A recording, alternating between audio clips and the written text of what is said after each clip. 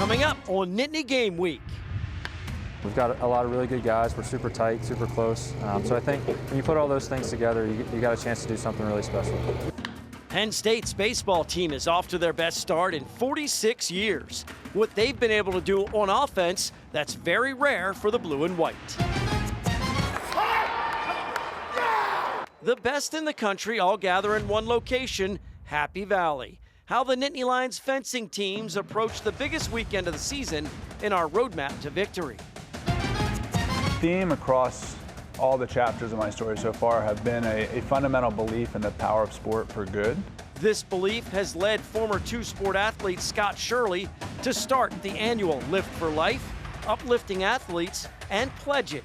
He explains how his college experiences with PSU put him on the path of performance-based fundraising that is responsible for charities receiving hundreds of millions of dollars.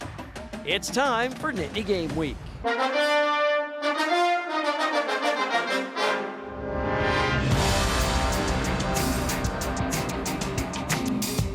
The winter season is in the rearview mirror. Several winter teams continue their postseason run. Hello, everyone, and welcome to Nittany Game Week. I'm Todd Sadowski. Yeah, and I'm Ryan Yee. It is springtime in Happy Valley. That calls for some fun nights at the ballpark, and this year, it also means hosting a national championship in State College. Can't wait to see our roadmap to victory as we show you what it takes to compete for the fencing title. Lauren Bradford has that story for us a little later. We start our opening drive on the diamond.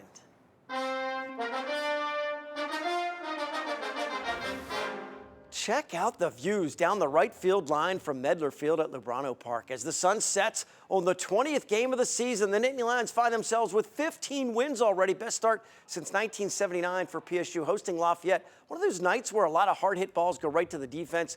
Penn State pushes across only 3 runs. Now the offense has been tearing the cover off the ball, scoring 10 or more runs 13 times already. They've only done that 6 times in program history. Joe Jakonski belts a solo homer to get the offense started, ties the game at 1. One of the best things about college baseball, the group celebrations as the committee meets Jakonski in front of the dugout. Paxton Kling hits in the heart of the order. He steps in and lines one into left center. This is indicative of the kind of game it was against Lafayette, though. The run plates, Kling is thrown out at second, trying to stretch it to a double. Free admission for all fans. Dollar Dog Nights, well, they pack the house.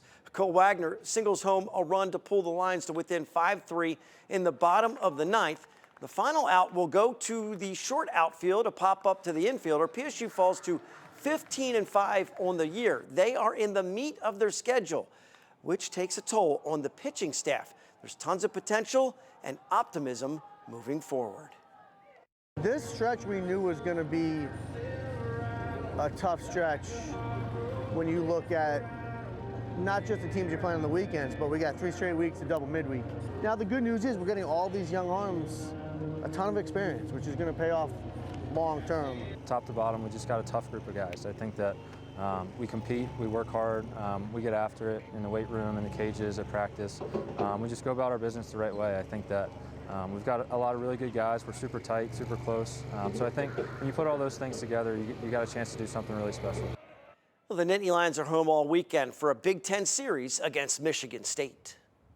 Now on to the mats. One of the most dominant programs in all of college sports tries to add to the overflowing trophy case this weekend. 11 national titles in the past 13 seasons. Yeah, you heard me right. Penn State goes for 12-14 in front of Pennsylvania wrestling fans in Philadelphia. Penn State is certainly not an underdog story like Rocky. They sent 10 wrestlers to nationals, 4 are top seeds, and all 10 are ranked within the top 8. That's pretty impressive. Part of the winning formula at nationals is to rack up bonus points in the early rounds. This is action from day one. Junior Levi Haynes decks his 174-pound opponent in the first round. Haynes going for back-to-back national championships. Carter Starachi is trying to do something no wrestler has ever done before. He goes for his 5th title. These back points are part of his technical fall. And then it's heavyweight Greg Kirklead. A takedown finishes off another tech fall. They go a perfect 10-0 in the first round, with 9 of the matches earning bonus points. Nittany Game Week will be in Philly on Championship Saturday.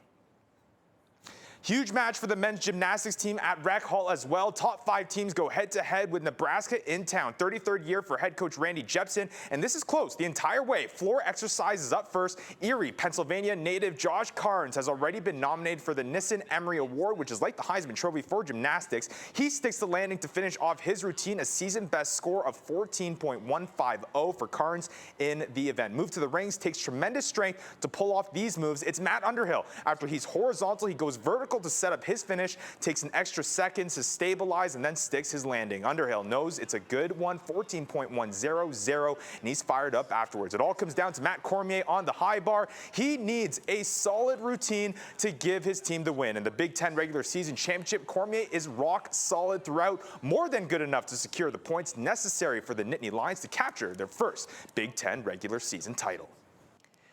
And after their overtime loss in the Big Ten semifinals, all the men's hockey team can do is practice and wait. NCAA tournaments bids are announced on Sunday afternoon, and the Nittany Lions are expected to get a spot in the 16-team field. There are no guarantees, though, for the blue and white. Of course, they would have been feeling a little better about their chances if they were able to edge Ohio State in Columbus in the Big Ten semifinals last weekend. Another thrilling hockey game involving the blue and white, tied at 1. J.J. Wiebusch camps on the doorstep on the right side, flips it back in for the power play goal. PSU was on top 2-1. Moved to late in the third, they trailed the Buckeyes 3-2 until Matt DeMarsico cleans up a rebound with a backhand into the open net, and it sets up another dramatic finish, only this time in the extra session. It's Ohio State that delivers in the clutch. The game winner slides through the legs. They celebrate in Columbus. Ohio State faces Michigan State for the Big Ten title. If they are in the tourney, Penn State should play in Allentown the weekend of March 28th. And a huge honor for sophomore Aiden Fink. The sophomore from Calgary is one of 10 finalists for the Hobie Baker Award as college hockey's best player. He's the first Nittany Lion ever to be recognized as a finalist. His 52 points are a new single-season record for the program. And imagine being Coach Guy Godowski. Not only does he have Fink as one of the finalists, his son Mac plays for Army and also made the cut for the top 10. Coming up, the best in the country gather in State College. Our roadmap to victory shows us what it takes to win the national championship in fencing. Stay with us. We have more Nittany Game Week after this. Roadmap to Victory is sponsored by the R&R family of companies.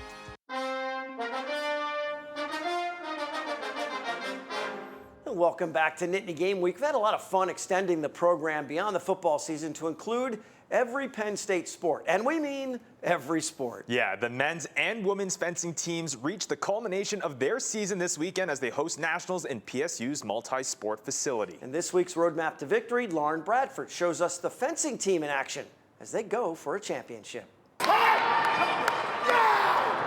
It's National Championship weekend for Penn State, and no, I'm not talking about wrestling, I'm talking about fencing. The sounds of victory echoing through Penn State's multi-sport facility as the NCAA's best make their way to Happy Valley looking to leave victorious. No! No! No! No! No! The call to ready. And the fight is on.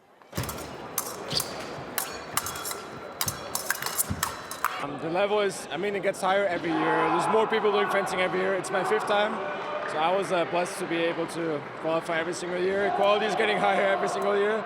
My first pool had 2 Olympian and then has a world champion.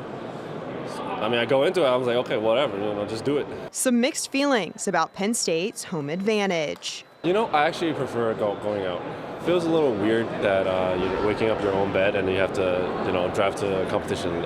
I used to not like fencing at home just because waking up in your own bed, just having no real competition routine, not traveling somewhere, being on the bus, team dinner, and waking up, just feeling somewhere else. I was not a fan of that, but now I really like it, just to wake up at home. I can take my time. I do what I have to do that I can't do somewhere else. So I'm a big fan of it. It's an honor to host such an important competition. While the Nittany Lions are representing on their home turf, they hope to be in that championship conversation someday soon. It is what we worked for the whole year. It's still not what I want to compete in the future for the championships, and it's something we can do.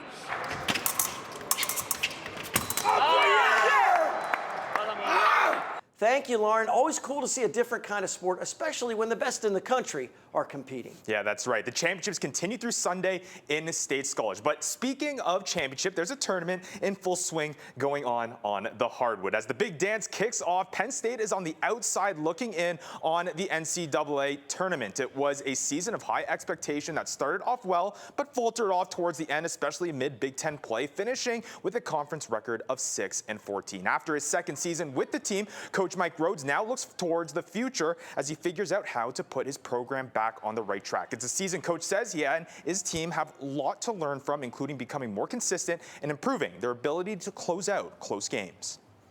Close doesn't count. You know, there was some times where we had things in our grasp and we didn't take advantage of it. And that's the re-evaluating how you do things, from the way we walk on the court every day in practice to our style of play. Everything will be combed through, and it already has, and we're going to continue to do it to learn from these experiences. But, you know, I came here to win Big Ten games. I came here to build a program that wins Big Ten games. And last year and this year, we've had moments that you can say, okay, some good things, but this year, too much faltering when we needed to prosper. Now, in addition to taking responsibility for the disappointing season, Coach Rhodes also emphasized the immediacy to look ahead and move forward with his program. Immediacy that resulted in his decision to remove themselves from consideration for the NIT and Crown of Basketball tournament, citing the importance to start building for the future as soon as possible.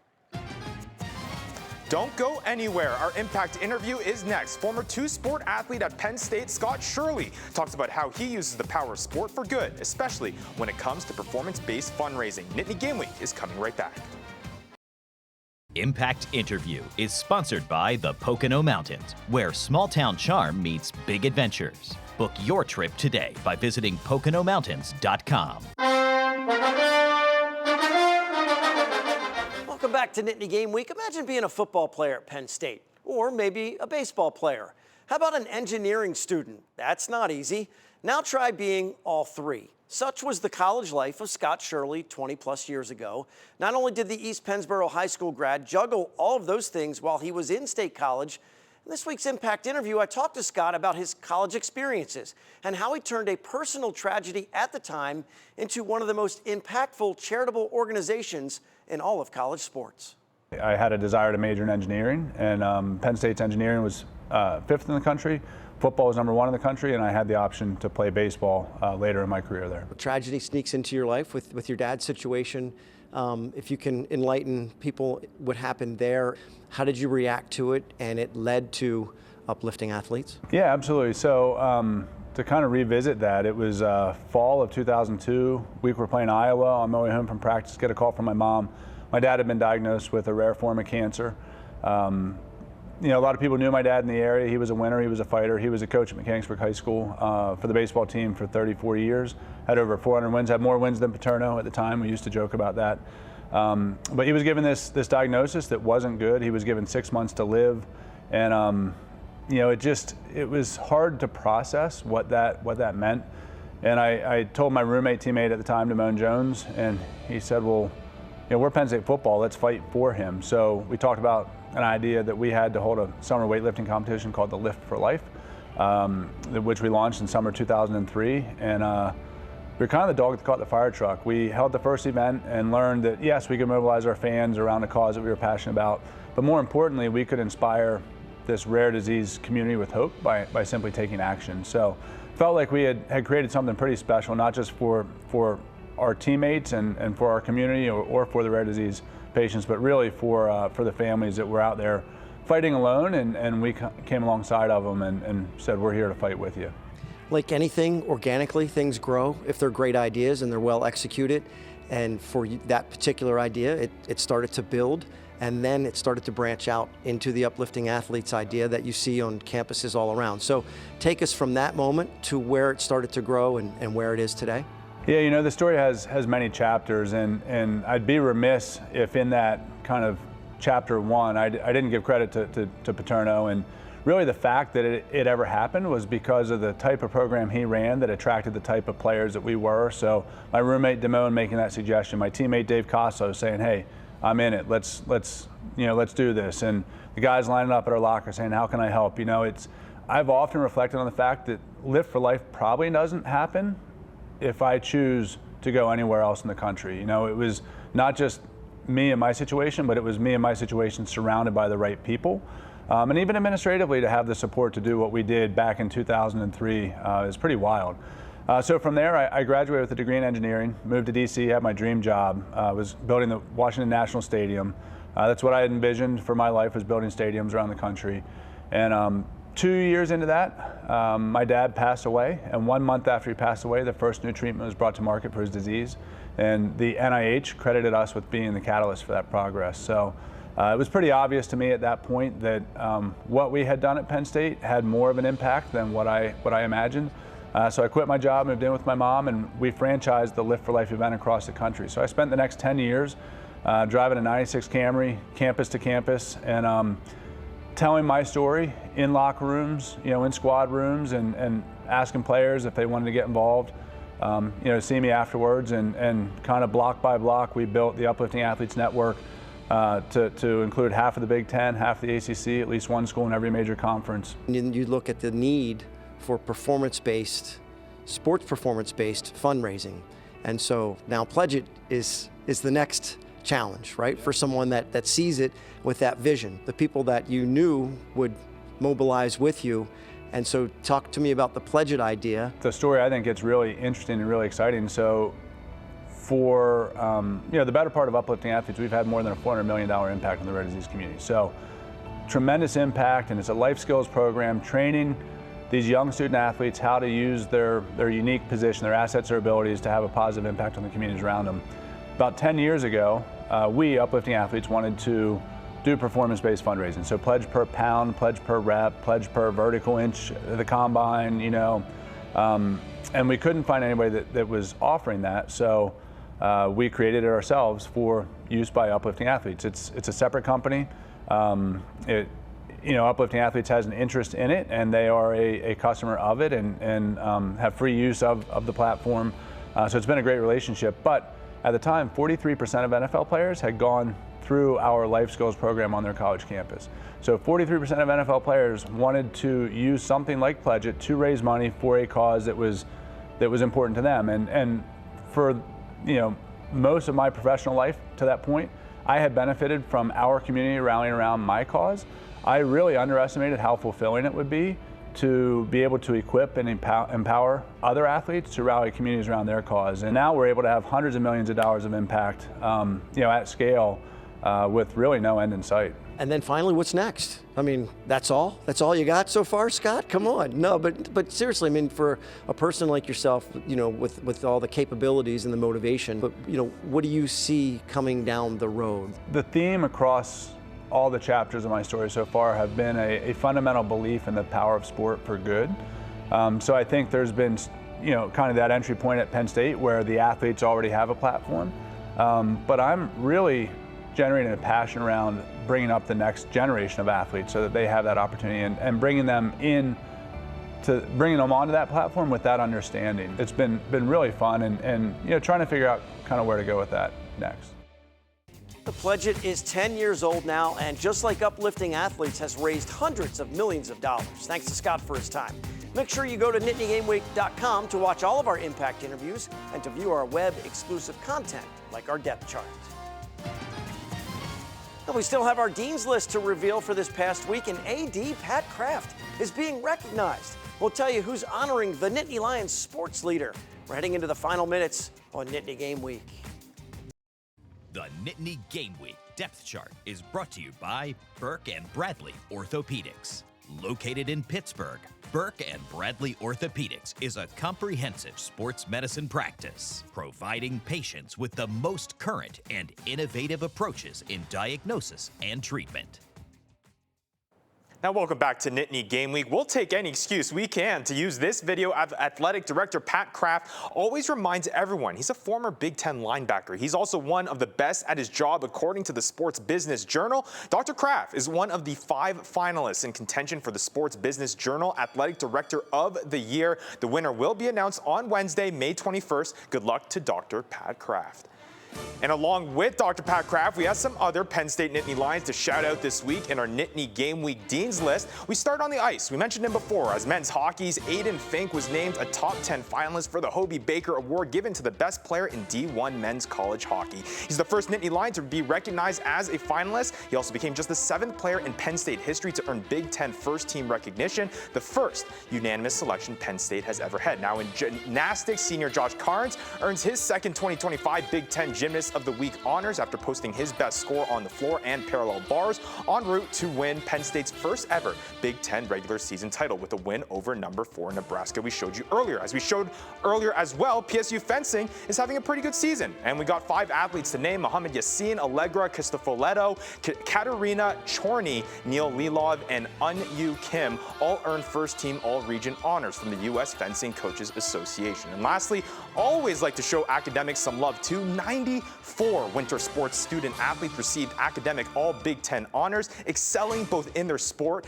and in the classroom. Awesome stuff. Congrats to this week's Dean's List. Another solid list this week. Now make sure you check out our depth chart at NittanyGameWeek.com. Cool concept as we bring Nittany Lions together. Make sure to visit or check out the businesses that support the show and reach out for more information on their professional services. Our goal is to build a team that keeps our hometown strong. And I mentioned earlier, we've had a lot of fun covering the non-football sports in Happy Valley as we've expanded the program through the winter and spring months. You can check out past episodes and interviews all in one convenient location. Make sure to check out NittanyGameWeek.com when you get a chance. We finish with some pride picks. Show us your spirit. For Ryan and Lauren, I'm Todd. Thanks so much for watching Nittany Game Week. We'll see you next time.